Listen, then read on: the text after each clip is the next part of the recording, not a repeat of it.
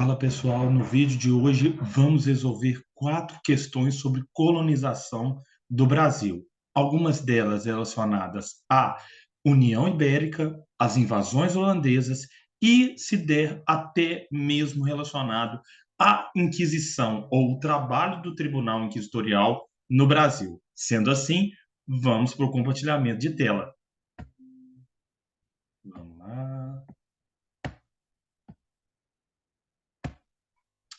Vamos começar aqui então pelo seguinte. Enem. O açúcar e suas técnicas de produção foram levados à Europa pelos árabes no século VIII, durante a Idade Média, mas foi principalmente a partir das Cruzadas, séculos XI e XIII, que a sua procura foi aumentando. Nessa época, passou a ser importado do Oriente Médio e produzido em pequena escala no sul da Itália, mas continuou a ser um produto de luxo, extremamente caro e chegando a figurar nos dotes de princesas casadoiras.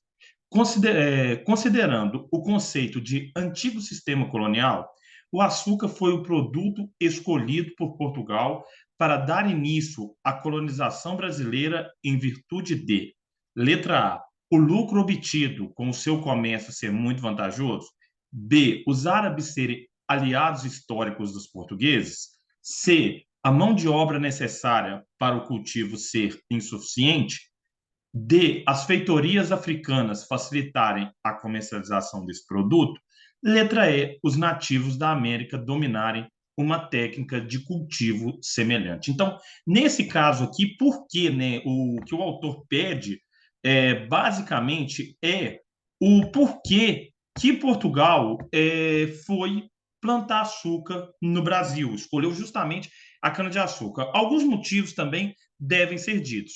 Um exemplo: Portugal não encontrou aqui metais preciosos logo de cara.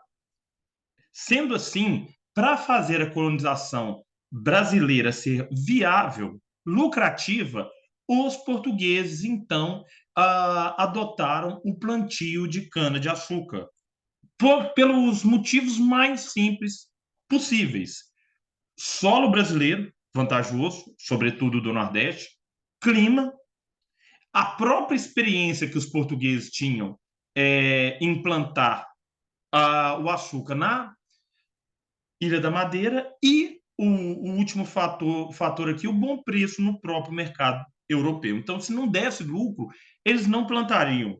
E eles tiveram que trazer o trabalho escravo africano para poder viabilizar, para poder tirar proveito deste plantio, pois os indígenas brasileiros não conheciam o plantio da cana-de-açúcar.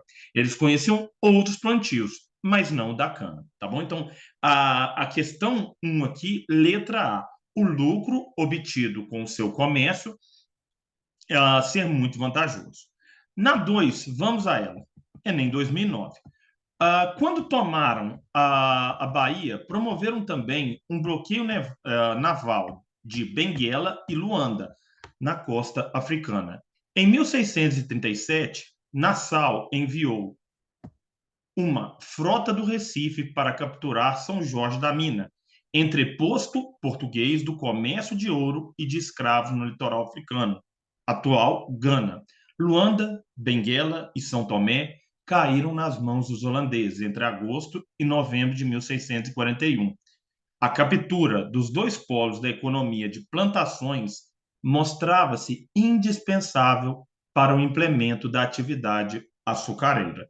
Então, aqui, o que se pede, né? Os polos econômicos aos quais se refere o texto são: letra A, zonas comerciais americanas e as zonas agrícolas africanas; B, as zonas comerciais africanas e as zonas de transformação e melhoramento americanas; C, as zonas de minifúndios americanas e as zonas comerciais africanas; D, as zonas manufatureiras americanas e as zonas de entreposto africano no caminho para a Europa; letra E, as zonas produtoras escravistas americanas e as zonas africanas e produtoras de escravos. Então, por que a Holanda, durante a União Ibérica, durante o momento em que Portugal e Brasil foram governados pelos reis, pelo rei da Espanha, além de tomar o Nordeste brasileiro, a Holanda também tomou algumas regiões na África. Resumindo, o que se pede aqui, né? Por que ela tomou essas regiões, né? E nesse caso aqui, o pessoal, a letra E, as zonas produtoras escravistas americanas e as zonas africanas reprodutoras de escravos. Então, aqui no continente americano, os holandeses tinham a produção açucareira, zonas produtoras, e quem levantava esse trabalho eram os escravos. E na África era o lugar onde se dava a reprodução, ou a reprodução mais sistemática, a reprodução mais forte desses escravos. Logo, tomar o Nordeste brasileiro e tomar Luanda, Benguela e São Tomé foram objetivos dos holandeses durante a União Ibérica para controlar as zonas produtoras e para controlar as zonas de escravos. Logo, letra E. Lembrando sempre, gente, União Ibérica, momento em que Brasil e Portugal foram governados pelos reis, Brasil, Portugal e todas as colônias, né, foram governadas pelos reis da Espanha, o momento de união entre a monarquia espanhola e a monarquia portuguesa. Então, lembrando sempre que a União Ibérica, né, se deu depois do sumiço, morte do rei Dom Sebastião, no norte da África. Dom Sebastião, rei de Portugal, não tinha herdeiro, e aí o que vai acontecer? Quem pega o trono, primeiro é Dom Henrique, e o parente mais próximo de Dom Henrique, depois que ele morre, era o rei Dom Filipe II da Espanha, que governa todas essas regiões. Todas essas regiões quais? Holanda, que é hoje Holanda, né? O que hoje é Bélgica, parte da atual Itália, Portugal, Espanha, quase todo o continente americano e algumas regiões na África. Então, sendo assim, a União Ibérica, né, foi o momento em que Portugal e Espanha estavam unidos sobre o mesmo governo, sobre a mesma coroa, no qual os espanhóis comandavam todas essas regiões em que eu acabei de falar. Dando continuidade aqui, temos a questão 3, um pouco diferenciada, falando sobre espaços, cômodos e outras coisas mais. Uma privatização do espaço, maior do que aquela proporcionada pelo quarto, evidencia-se cada vez mais nos séculos XVII e XVIII, como as rieles, espaço entre a cama e a parede. As alcovas são espaços além do leito, longe da porta que dá acesso à sala, ou a antecâmara nas casas da elite. Thomas Jefferson, tecnólogo do estilo século XVIII, mandou construir uma parede em torno de sua cama a fim de fechar completamente o pequeno cômodo além do leito, cômodo no qual só ele podia entrar descendo na cama do lado da riela. A partir do século XVII, a história da casa, que foi se modificando para atender aos novos hábitos dos indivíduos, provocou a letra A, ampliação dos recintos, letra B, iluminação dos corredores, C, desvalorização da cozinha, D, embelezamento dos jardins, letra E, especialização dos aposentos. Então, nesse caso aqui, temos a letra E, que é a especialização dos aposentos, né? Lembrando sempre, o que é a especialização dos aposentos? É o que nós verificamos nas nossas casas nos dias de hoje. Na cozinha se prepara o alimento e se almoça, no quarto se dorme, no banheiro você tem um lugar ali para necessidades. Enfim, cada cômodo da casa passou a ter uma finalidade mais específica. Durante a Idade Média, a questão da privacidade, sobretudo nos castelos medievais, não era tão parecida quanto a nossa.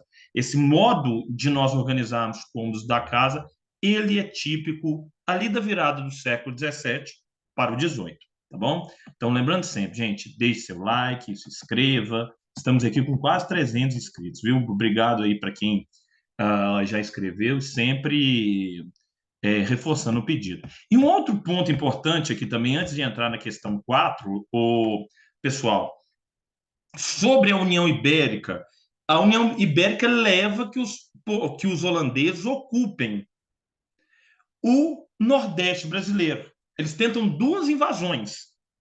A primeira invasão em Salvador, que deu errado, e a segunda invasão, sobretudo, na região de Recife e Olinda, que vai dar certo. E eles vão ocupar o que é hoje Fortaleza, o que é hoje Natal, parte do interior do Nordeste brasileiro e uma parte do litoral também. Uma vez ocupada, temos o governo de Maurício de Nassau, holandês, encarregado pela Companhia das Índias de governar a região do Nordeste brasileiro. Chegando aqui, Maurício de Nassau dá créditos aos senhores de engenho, convoca missões artísticas para pintarem, né, o território brasileiro e as populações do nosso país, e também coloca em prática um programa de obras públicas no Nordeste, sobretudo em Recife, então capital do Brasil holandês. Então, essas foram algumas realizações de várias outras que ele fez. Um outro exemplo também, ele permitiu a liberdade de culto, fazendo com que o primeiro centro judeu, a primeira o centro de adoração dos judeus aqui no continente americano ficasse em Recife.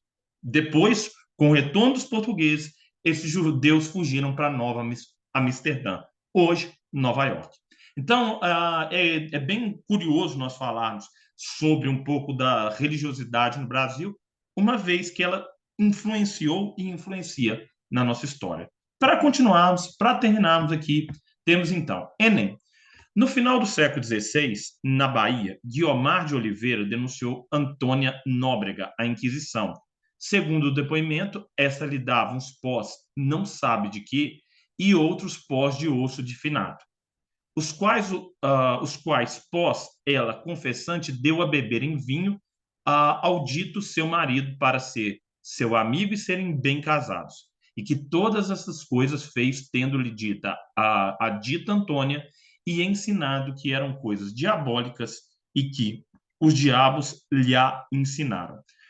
Então, logo, do ponto de vista da Inquisição, essa prática, né, por que ela estava errada? Vamos lá. Letra A. O problema dos métodos citados no trecho residia na dissimulação que acabava por enganar o enfeitiçado. B. O diabo era um concorrente poderoso da autoridade da igreja e somente a justiça do fogo poderia eliminá-lo. C. Os ingredientes em decomposição das poções mágicas eram condenados porque afetavam a saúde da população. D. As feiticeiras representavam séria ameaça à sociedade, pois eram perceptíveis suas tendências feministas. E letra E, temos aqui, os cristãos deviam preservar a instituição do casamento, recorrendo exclusivamente aos ensinamentos da igreja. Então, nessa última aqui, temos a letra E. Isso estava errado porque a prática de servir osso em pó com vinho não era uma prática cristã, não servia ou não seguia os ensinamentos da igreja. E um outro ponto aqui, para fecharmos a aula de hoje, falando aqui sobre a questão da igreja, né? Lembre-se sempre das irmandades religiosas. O que eram as irmandades religiosas? As irmandades religiosas eram associações leigas formadas por católicos responsáveis pela segurança dos participantes daquela irmandade. Então, lembrando sempre como ela funcionava. Ela construía igrejas estas que continham ali os cemitérios para poder enterrar os membros da irmandade.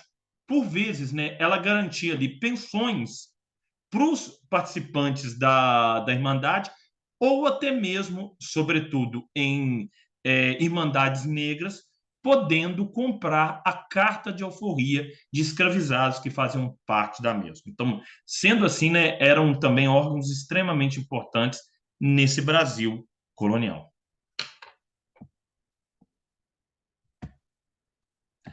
Pessoal, muito obrigado por tudo.